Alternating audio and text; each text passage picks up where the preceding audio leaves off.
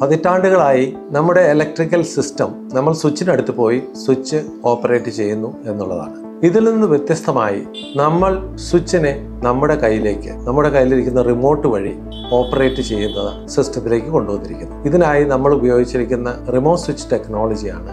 Traditional ആയിട്ട് നമ്മുടെ wiring system നമ്മുടെ DBയിൽ നിന്നും MCB വഴി 2 വയർ നമ്മുടെ സ്വിച്ച് ബോർഡിലേക്ക് വരുന്നു.